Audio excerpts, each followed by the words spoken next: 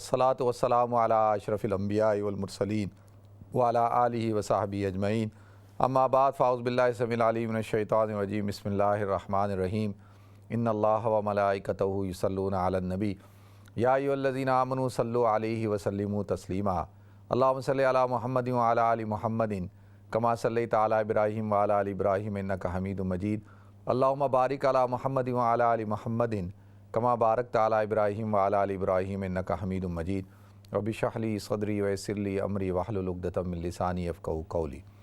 محترم ناظرین کرام، بزرگان دین اور میری عزیز ماؤں اور بہنوں بھائیوں، السلام علیکم ورحمۃ اللہ وبرکاتہ۔ میں آپ کا میزبان عبدالوہاب آپ کو پروگرام گفتگو کے اندر خوش آمدید کرتا ہوں۔ ناظرین، حضور اکرم صلی اللہ علیہ وسلم جب مکہ سے ہجرت کر کے مدینہ تشریف لے گئے ہیں تو راستے میں حضور اکرم صلی اللہ علیہ وسلم نے قباء کے اندر قیام کیا تھا، اور پھر وہاں پر ایک مسجد کی تعمیر بھی کی جس کو مسجد قباء کہا جاتا ہے۔ لمسجد اسس علی التقوی من اول یوم احق ان تقوم فیہ، کہ اللہ تعالیٰ نے ارشاد فرمایا قباء کی مسجد کے حوالے سے کہ وہ مسجد ہے جو پہلے دن ہی سے تقوی کی بنیاد پہ رکھی گئی ہے، اور حضور اکرم صلی اللہ علیہ وسلم سے اللہ تعالیٰ نے خطاب کرتے ہوئے فرمایا کہ آپ اس جگہ پہ کھڑے ہوں، اور پھر اہل قباء کی تعریف کی کہ وہ لوگ ہیں جو پاکی کو پسند کرتے ہیں، فیہ رجال یحبون ان یتطہروا واللہ یحب المطہرین۔ تو لہذا ناظرین، پھر حضور اکرم صلی اللہ علیہ وسلم آپ کا سفر شروع ہوا مدینہ منورہ کی طرف۔ جب آپ مدینہ منورہ میں داخل ہو رہے تھے تو مدینہ کے تمام سردار، خاص طور پر حضرت اسد بن زرارہ رضی اللہ تعالیٰ عنہ، حضرت سعد بن معاذ رضی اللہ تعالیٰ عنہ، یہ وہ صحابہ کرام ہیں جو اول درجے میں مسلمان ہوئے تھے بیعت عقبہ کے موقع پر، اور ان کی خواہش تھی کہ بھئی حضور اکرم صلی اللہ علیہ وسلم ہمارے ہاں قیام کریں اور ان کی میزبانی کا شرف اللہ تعالیٰ ہمیں عطا کرے۔ یہ بڑی اعزاز کی بات تھی اور ہر ایک کی خواہش تھی۔ تو سردار کھڑے ہیں، سارے ان کو ویلکم کر رہے ہیں، استقبال کر رہے ہیں۔ تو حضور اکرم صلی اللہ علیہ وسلم جب مدینہ کے اندر داخل ہوئے ہیں ناظرین، تو حضور اکرم صلی اللہ علیہ وسلم نے ارشاد فرمایا کہ میری اونٹنی جس گھر کے باہر جا کر بیٹھے گی تو میں اسی گھر کے اندر قیام کروں گا۔ دیکھیں ناظرین، اگر حضور اکرم صلی اللہ علیہ وسلم خود سے یہ طے کرتے کہ بھئی مجھے فلاں کے گھر میں رہنا ہے یا فلاں کے گھر میں قیام کروں گا، تو کسی کو جرت تو نہیں تھی کہ وہ حضور کو کہتا کہ بھئی آپ وہاں ٹھہرے، میرے ہاں کیوں نہیں ٹھہرے۔ لیکن کہیں نہ کہیں کسی کی دل آزاری ہو سکتی تھی، کیونکہ ہر ایک کی خواہش تھی۔ جب ہر ایک کی خواہش تھی تو حضور اکرم صلی اللہ علیہ وسلم نے یہ فیصلہ کس کے سپرد کر دیا؟ اللہ کے سپرد کر دیا، تاکہ کسی کی دل آزاری نہ ہو۔ دیکھیں، یہ جو ایک لیڈر ہوتا ہے، ایک رہنما ہوتا ہے، اس کا یہ اسوہ ہوتا ہے کہ وہ اپنے جو فالوورز ہوتے ہیں ان کی دل آزاری نہیں چاہتا، وہ ان کے اندر فرق نہیں کرتا۔ اب اللہ کے رسول صلی اللہ علیہ وسلم کی اونٹنی جو ہے وہ چلتے چلتے اب ہر شخص یہ دعا مانگ رہا ہے کہ میرے گھر کے باہر آ کے رک جائے، میرے گھر کے باہر آ کے بیٹھ جائے۔ اب وہ جیسے ہی ان کا گھر آتا بڑی دعا کرتے، لیکن جیسے ہی گھر گزر جاتا مایوس ہوتے۔ تو حضرت ابو ایوب انصاری رضی اللہ تعالیٰ عنہ کے گھر کے باہر اونٹنی بیٹھ گئی، وہ یہ بڑے خوش ہو گئے۔ لہذا ناظرین، تھوڑی دیر بعد اونٹنی اٹھی اور پھر چلنا شروع ہو گئی، تو یہ بڑے پریشان کہ بھئی اب کیا ہوگا۔ پھر دوبارہ اونٹنی گھومتی ہوئی آئی اور حضرت ابو ایوب انصاری رضی اللہ تعالیٰ عنہ کے گھر کے آگے آ کر بیٹھ گئی۔ تو لہذا حضور اکرم صلی اللہ علیہ وسلم پھر کن کے مہمان ہوئے؟ حضرت ابو ایوب انصاری رضی اللہ تعالیٰ عنہ کے۔ ناظرین، حضرت ابو ایوب انصاری رضی اللہ تعالیٰ عنہ کا نام خالد ہے، ان کے والد کا نام زید تھا، اور یہ قبیلہ بنو نجار سے، یعنی حضور اکرم صلی اللہ علیہ وسلم کا جو ننیال قبیلہ ہے اس قبیلے سے آپ کا تعلق تھا۔ تو اس حوالے سے اللہ نے بھی جو فیصلہ کیا وہ فیصلہ یعنی بہترین فیصلہ تھا کہ آپ مدینہ میں ٹھہرے بھی، اونٹنی کے رکنے کی وجہ سے بھی، یہ تو غیبی فیصلہ تھا نا، اس میں بھی اپنے ننیالی رشتہ دار کے گھر کے اندر، تاکہ یہ جو رشتہ داری ہے، قرابت داری ہے، اس کا پاس ہو جائے۔ تو لہذا حضور اکرم صلی اللہ علیہ وسلم ان کے ہاں ٹھہرے۔ تو ان کی جو کنیت ہے وہ ابو ایوب ہے، ان کے بیٹے تھے، ان کا نام ایوب تھا، تو لہذا اسی وجہ سے ان کو حضرت ابو ایوب کہا جاتا ہے۔ تو اب جو ان کا نام ہے خالد، وہ لوگوں کے علم میں نہیں ہے۔ اگر کوئی کہے کہ میزبان رسول جو تھے وہ حضرت خالد بن زید تھے، تو لوگ کہیں گے کہ بھائی یہ کیا آپ غلط بات کر رہے ہیں، آپ ٹھیک نہیں کہہ رہے، کیونکہ جو تعارف ہے، جو شہرت ہے، وہ کس نام سے ہے؟ حضرت ابو ایوب انصاری، یعنی حضرت ابو ایوب انصاری۔ جب تک یہ نہ بولا جائے تو اس وقت تک ان کی شخصیت کا سامنا نہیں ہوتا، تعارف نہیں ہوتا۔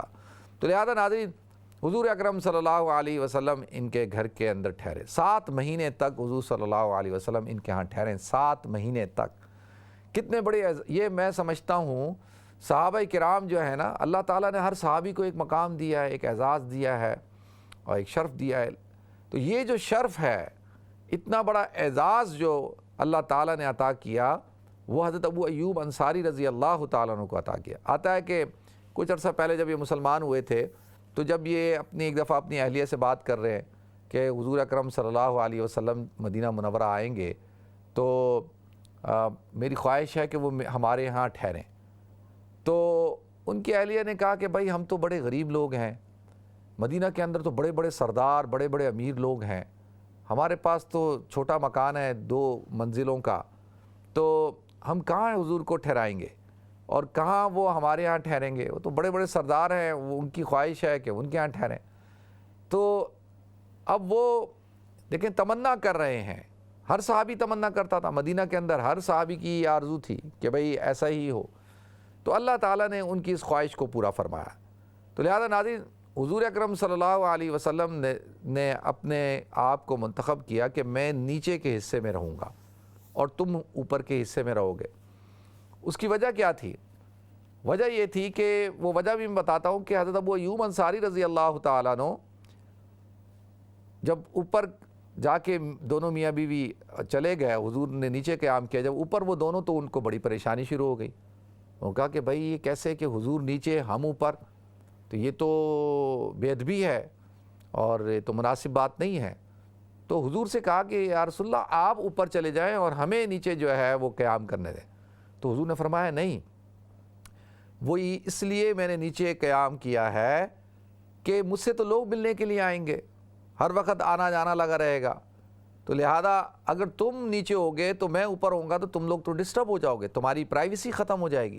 دیکھیں یہ جو بھی میں واقعات بیان کر رہا ہوں، اس کے ایک ایک پوائنٹ پہ آپ نظر دوڑائیں کہ حضور کو کتنی زیادہ پرائیویسی کا خیال ہے کہ کہیں یہ لوگ ڈسٹرب نہ ہوں۔ تو لہذا اگر میں اوپر ہوں گا تو جو مہمان آ رہا ہے پہلے ان سے ملے گا، پھر وہ مجھ تک پہنچے گا، پھر ان سے گزر کے میرے پاس آئے گا، تو یہ تو بیچارے ہر وقت اس میں رہیں گے۔ تو حضور نے ان کا خیال کیا، حضور نے کہا نہیں، کوئی بے ادبی نہیں ہے، تم اوپر ہو میں نیچے ہوں، کوئی بے ادبی نہیں، میری خواہش ہے۔ اور وجہ میں نے بتا دی کہ وجہ کیا تھی، کہ پرائیویسی ڈسٹرب نہ ہو اور ان کو تکلیف نہ ہو۔ تو لہذا ناظرین، اب یہ حضرات بیچارے اوپر چلے گئے اور بڑے پریشان ہوتے تھے کہ بھئی اب کیا، کہ ان کو تو بے چین ہوتے تھے کہ حضور نیچے ہیں ہم اوپر۔ اور ایک دن کیا ہوا کہ وہ مٹکا پانی کا، سردیوں کا موسم تھا، مٹکا جو ہے پانی کا ٹوٹ گیا اوپر والی منزل سے، اور جب وہ ٹوٹا تو پانی جو ہے وہ بہنا شروع ہو گیا کہ وہ نیچے نہ چلا جائے۔ تو یہ ایسے گھر تو ہوتے نہیں تھے، کچے گھر ہوتے تھے۔ تو ان دونوں میاں بیوی نے کیا کیا کہ چادریں ڈالیں اور اپنے کپڑے ڈال کے اور خود جو ہے اس کے اوپر لیٹ گئے، اور پوری رات جو ہے وہ سردی کے اندر، تکلیف کے اندر گزاری۔ اور صبح جو ہے وہ حضور اکرم صلی اللہ علیہ وسلم کو جب پتہ لگا تو حضور نے کہا کہ بھئی آپ لوگوں نے ایسا کیوں کیا؟ کہا یا رسول اللہ اس لیے کہ کہیں پانی نیچے آ جاتا، آپ کو تکلیف ہوتی، اور ہم نہیں چاہتے تھے کہ آپ کو تکلیف ہو۔ تو حضور نے کہا مجھے تکلیف سے بچایا اور خود اپنے آپ کو تکلیف میں پوری رات گزاری۔ تو لہذا حضور نے پھر کہا کہ ٹھیک ہے بھئی آپ حضرات جو ہے وہ اوپر چلے جاؤ، یعنی میں اوپر چلے جاتا ہوں، آپ حضرات نیچے آ جائیں۔ تو لہذا پھر جا کے ان حضرات کو چین آیا۔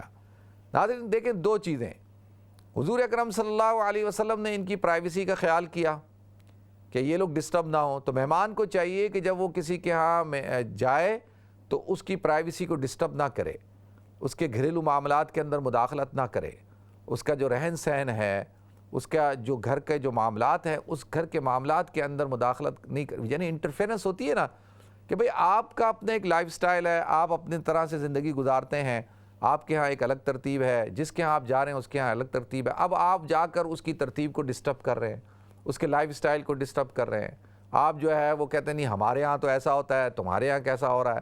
اچھا میں تو جو ہے دیکھیں کوئی مہمان آ جائے وہ کہے جی میں تو جو ہے صبح فجر کے نماز پڑھنے کے فوراً بعد ناشتہ کرتا ہوں، اور جس جگہ گیا وہ لوگ صبح فجر پڑھ کے آرام کرتے ہیں پھر اٹھ کے ناشتہ کرتے ہیں. وہ کہے نہیں جی میں تو صبح ناشتہ کرتا ہوں، اور وہ تو کہے جی میں تو صبح سوتا نہیں ہوں، اور یہ گھر والے جو ہے صبح سوتے ہیں. مثال کے طور پہ اگر یہ کہے کہ جی میں تو صبح سوتا ہوں اور وہ گھر والے سوتے نہیں ہیں، مطلب اور کھانے کا اور اسی طریقے سے جو روٹین ہوتی ہے لوگوں کی اس کے اندر مداخلت کرنا، ان کی پرائیویسی کو ڈسٹرب کرنا، تو یہ بات جو ہے وہ دیکھیں حضور کے اسوے سے میچ نہیں کھاتی. حضور نے مہمان نے پورا خیال رکھا کہ میزبان کو تکلیف نہ ہو، اور میزبان کی پوری کوشش ہونی چاہیے کہ مہمان کو تکلیف نہ ہو، مہمان کا احترام ہو، اس کی رسپیکٹ ہو، اور اس کے لیے جو ہے وہ آرام کا خیال رکھا جائے، اس کو کسی قسم کی کوئی تکلیف نہیں ہونی چاہیے. تو لہذا ناظرین حضور اکرم صلی اللہ علیہ وسلم جو ہے وہ 7 مہینے تک حضرت ابو ایوب انصاری رضی اللہ تعالیٰ عنہ کے مکان میں ٹھہرے. لہذا ناظرین ایک دن پھر جب 7 مہینے کے بعد جب حضور صلی اللہ علیہ وسلم جو ہے وہ مسجد نبوی کی جگہ لے لی گئی اور مسجد نبوی کو تعمیر کیا گیا، اس کے ساتھ حجرے چھوٹے چھوٹے حجرے بنا دیے گئے، اور حضور اکرم صلی اللہ علیہ وسلم آپ اس حجرے کے اندر جب منتقل ہو گئے تو ایک دن آپ نکلے، حضرت ابوبکر صدیق رضی اللہ تعالیٰ عنہ نکلے، دھوپ تھی اور بڑی پریشانی کی حالت میں گھر سے باہر تھے. تو حضرت عمر رضی اللہ تعالیٰ عنہ نے دیکھا اور پوچھا کہ ابوبکر کیا ہوا؟ کہا کہ بھوک کی شدت کی وجہ سے جو ہے وہ گھر سے باہر نکل آیا ہوں، کھانے کو کچھ نہیں. حضرت عمر نے کہا کہ میرا بھی یہی حال ہے، میں بھی اسی وجہ سے نکل آیا ہوں. اور تیسرا جو ہے جب آگے چلے تو حضور اکرم صلی اللہ علیہ وسلم ملے، انہوں نے بھی کہا کہ بھئی مجھے بھی یہی حال ہے، کئی دن سے میں نے کھانا نہیں کھا. تو کہا کہ کیا کریں؟ کہا چلو ابو ایوب انصاری کے گھر چلتے ہیں. اب آپ دیکھیں کہ حضرت ابو ایوب انصاری رضی اللہ تعالیٰ عنہ کے گھر گئے اور ان کی اہلیہ گھر میں موجود تھیں. تو ان کو کہا ابو ایوب انصاری کہاں ہیں؟ انہوں نے کہا کہ وہ تو نخلستان میں ہیں، کھجوروں کے باغ میں. تو یہ تینوں حضرات بیٹھ گئے اور کہا ان کو بلاؤ، اور وہ آئے اور پوچھا یا رسول اللہ آپ حضرات آئے، بڑی میرے لیے باعث عزت بات ہے. اور کہا کہ بھئی ہم تو کچھ کھانے کو ہے. وہ دوڑ کے گئے اور کھجوروں کا ایک خوشہ لے کر آئے، اور اس کھجوروں کے خوشے میں جو ہے تر کھجوریں بھی تھیں، رطب بھی تھیں، یعنی پکی ہوئی بھی کھجوریں، کچی بھی تھیں. تو حضور نے فرمایا کہ بھئی وہ تم جو ہے وہ خوشہ توڑ کے لاتے جس کے اندر جو ہے وہ صرف پکی ہوئی کھجور ہوتی، تم یہ ایسا خوشہ کیوں لائے؟ کہا یا رسول اللہ اس لیے کہ آپ ہر قسم کی کھجور کھائیں، جب تک آپ کھجور کھائیں. ان کے پاس ایک بکری تھی، ایک ہی بکری، اس کو ذبح کیا تو کہا کہ میں آپ کے لیے کچھ کھانے کا انتظام کرتا ہوں. تو حضور نے فرمایا کیا کرو گے؟ کہا کہ میں بکری ذبح کروں گا. تو حضور نے فرمایا کہ وہ یعنی ایسی ہو کہ بھئی جو فائدہ نہ پہنچانے ہو، مطلب یہ ہے کہ دودھ دینے والی نہ ہو.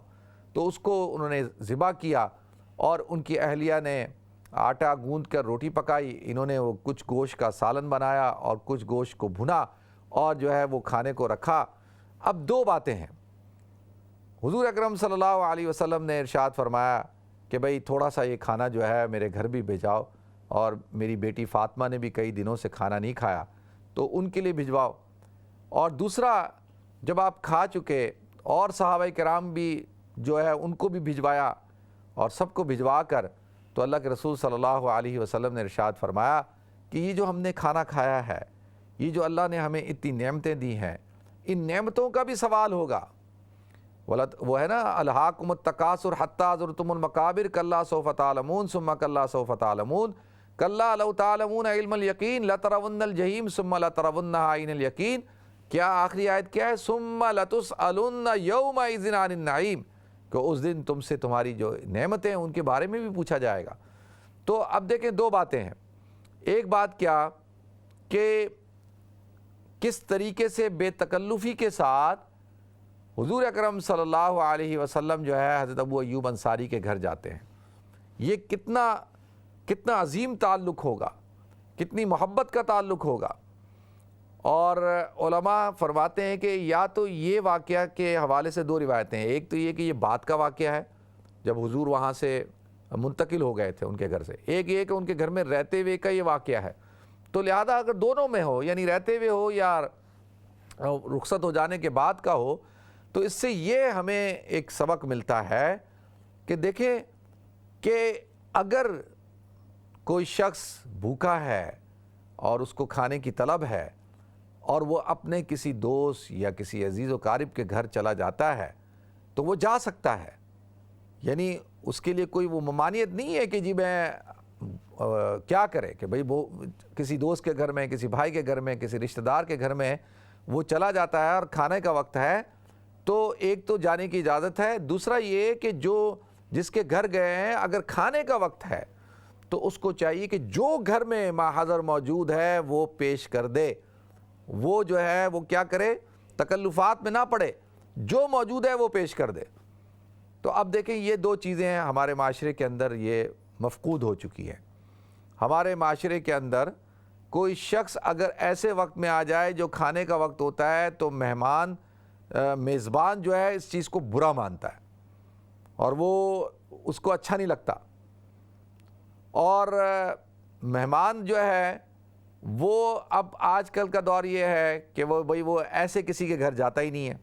وہ کہتا ہے نہیں جی برا مان جائیں گے, اور پہلے انفارم کرو. اب تو یہ رواج یہ ہو گیا کہ جی پہلے فون کر کے آئے, آپ فون کر کے نہیں آئے, اچھا جی کیسے آنا ہوا, خیریت سے آئے, ٹھیک آئے, کیوں آئے, فون کر کے کیوں نہیں آئے, میں تو بہت بیزی تھا. اچھا اب آئی گئے تو میں تو نکلنے والا تھا, میں تو ابھی جا ہی رہا تھا. اچھا یہ میزبان کام کرتا ہے. میزبان کی یہ ساری آج کل کیا ہے, گھر ویران ہو چکے ہیں. دیکھیں میں آپ سے ایک گزارش کروں, یہ جو واقعہ میں سنا رہا ہوں نا, تو ابھی اینڈ میں جو ابھی میں آ رہا ہوں نا, جو پوائنٹ ہے وہ پوائنٹ کی طرف آ رہا ہوں. وہ پوائنٹ کیا ہے, پوائنٹ یہ ہے کہ آج ہمارا جو اسلامی معاشرہ ہے مسلمانوں کا وہ بالکل اسلام سے ہٹ چکا ہوا ہے. اور وہ اس وجہ سے خاص طور پر یہ جو میں ابھی آپ حضرات کے سامنے جو بات بیان کر رہا ہوں کہ ایک تو کیا کہ جو میزبان ہے اس کا وہ فوراً ہی مہمان کا چہرہ دیکھ کر اس کے چہرے کی رنگت اتر جاتی ہے, خوشی کے اثرات ختم ہو جاتے ہیں, ایک دم اپسٹ ہو جاتا ہے. اور کیا سوال پوچھے گا, بھئی کیوں آئے, کیسے آنا ہوا, ٹھیک ہے خیریت سے ہیں, فون کر کے نہیں آئے, اچھا اس ٹائم تو میں بیزی ہوتا ہوں, میں تو بس نکل رہا تھا, اور اس طرح کی بات کرے گا. اور اچھا بیٹھتے ساتھ ہی آپ کیا پئیں گے, چائے پئیں گے. جب آپ پوچھ رہے ہیں نا کہ بھئی چائے پئیں گے, ٹھنڈا پئیں گے, کافی پئیں گے, تو اس کا مطلب کیا, یہ کون سی میزبانی ہوئی. یہ کوئی میزبانی نہیں ہے کہ جی آپ کیا پئیں گے, آپ اچھا کھانا تو کھا کے آئے ہوں گے, اچھا کھانا کھائیں گے نہیں کھائیں گے. اب مہمان سے پوچھا جا رہا ہے. اچھا یہ تو میزبان کا حال ہے. اور مہمان کا کیا ہے کہ وہ کیا کہتا ہے, وہ یہ نہیں کہتا کہ بھئی میں آپ سے ملنے کے لیے آیا ہوں, وہ کہے گا جی میں یہاں سے گزر رہا تھا تو میں نے سوچا جی آپ سے ملتا ہوا چلا جاؤں.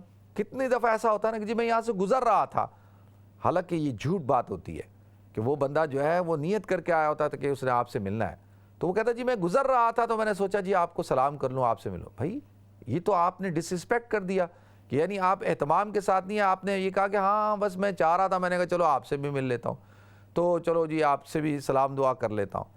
تو یہ بات ٹھیک نہیں ہے. اگر آپ ملنے کے لیے آئے ہیں تو بولیں کہ بھائی میں تو آپ سے ملنے کے لیے آیا ہوں, اور اچھا اب یہ تو اب آپ نے ڈیسائیڈ کرنا ہے. ہونا تو یہ چاہیے تھا کہ بھائی مسلم معاشرے کے اندر کہ کوئی بھی ٹائم ہو, مثال کے طور پہ صبح کا ٹائم ہے تو جو ناشتہ ہے وہ ناشتہ پیش کر دیں, دوپہر کا ٹائم ہے جو کھانا ہے وہ کھانا پیش کر دیں, شام کا ٹائم ہے جو چائے کی چیزیں گھر میں آپ چائے پیتے ہیں جو چیز ہے وہ پیش کر دیں, رات کا کھانا ہے رات کا کھانا پیش کر دیں. تو دونوں طرف سے کیا ہوتا ہے کہ دونوں طرف سے وہ جو اصول اور آداب ہیں نا, جو پروٹوکول ہے مہمان اور میزبان کا, وہ ختم ہو چکا. تو لہذا حضرت ابو ایوب انصاری رضی اللہ تعالیٰ عنہ حضور اکرم صلی اللہ علیہ وسلم کے میزبان ہیں. اور دیکھیں پھر اللہ تعالیٰ نے ان کو کیا اعزاز دیا. اللہ تعالیٰ نے اعزاز دیا جب حضور نے فرمایا کہ وہ جو لشکر ہے جس کا امیر نعم الامیر و امیرہا اور نعم الجیش جیشہا, کہ وہ بہترین لشکر ہوگا اور اس کا امیر بہترین ہوگا, اور اللہ تعالیٰ جو قسطنطنیہ کے جہاد میں شرکت کرے گا اللہ اس کی مغفرت فرما دے۔ تو اللہ تعالیٰ نے حضرت ابو ایوب انصاری کو حضرت معاویہ رضی اللہ تعالیٰ کے دور کے اندر وہ تشریف لے گئے اور بیمار ہوئے، اور لشکر سے کہا کہ بھائی مجھے جو ہے بڑھاپے میں کہ مجھے جو ہے شہر کی فصیل کے ساتھ جو ہے تدفین کر دی جائے، تاکہ کل قیامت کے دن جب میں یہاں سے اٹھوں تو اللہ تعالیٰ کے دربار میں اس بات کی شہادت دوں کہ میں یہاں تک پہنچ سکتا تھا، میں پہنچا حضور کی بشارت کو حاصل کرنے کے لیے، اللہ تعالیٰ تو میری جو ہے مغفرت فرما۔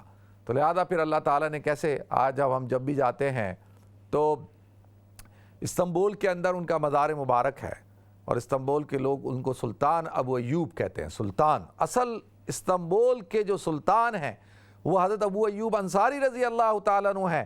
حضرت ابو ایوب انصاری جو ہے وہ فاتح قسطنطنیہ ہیں، کیونکہ ان کی قبر مبارک نے پہلی اینٹ رکھی تھی فتح کی، پہلا تیر چلایا تھا، وہ تو پھر بعد میں سلطان محمد فاتح کے ہاتھوں اللہ تعالیٰ نے اس کو فتح عطا کی، لیکن اصل فاتح جو ہیں وہ سلطان صلاح الدین جو حضرت ابو ایوب انصاری رضی اللہ تعالیٰ عنہ ہیں۔ محمد الفاتح تو ہے لیکن اصل یہ ہیں۔ تو لہذا ناظرین اللہ نے پھر یہ مقام عطا کیا۔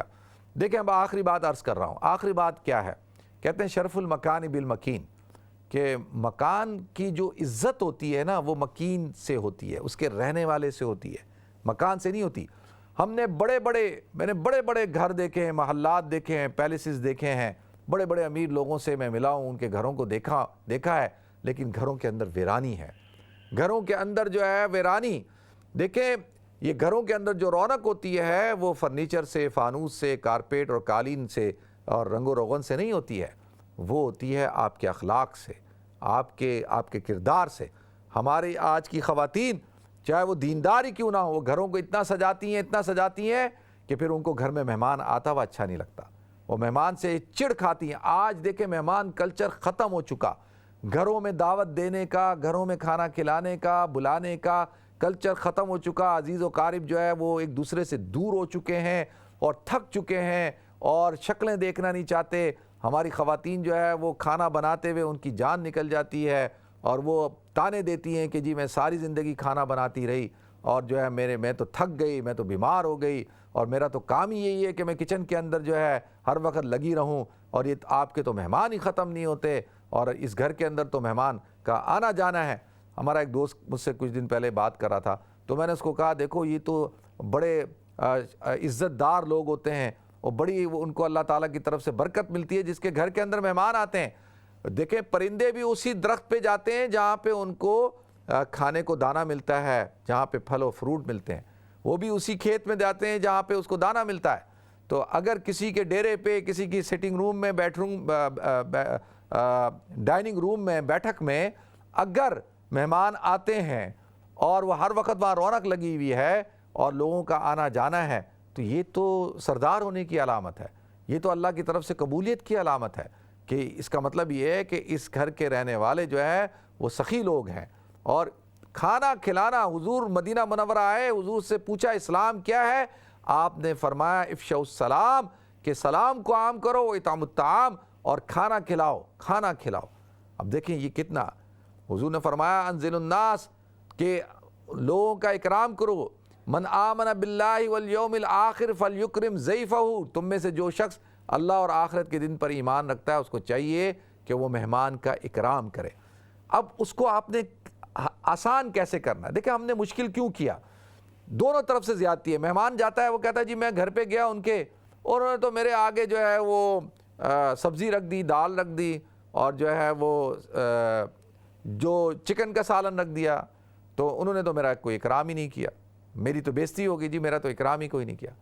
اور وہ جا کے اور جو میزبان ہے وہ کہتا ہے جی تو میری توہین ہو جائے گی، اگر میں نے جو ہے 10 ڈشیں نہیں رکھیں تو وہ تو پھر باتیں بنائیں گے، کہیں گے جی ہمارا تو اکرام نہیں کیا۔ یہ دونوں طرف سے یہ جو چیزیں ہیں نا، ان چیزوں نے کیا کیا، ہمارے جو اسلامی کلچر تھا نا کھانا کھلانے کا، ایک ہی ڈش ہوتی تھی، ایک ہی کھانا بنتا تھا اور سارے بیٹھ کے کھاتے تھے، اس وقت جو بھی آ جاتا تھا اس کو بھی بٹھا کے کھلاتے تھے، یہ کوئی ٹینشن ہی نہیں ہوتی تھی۔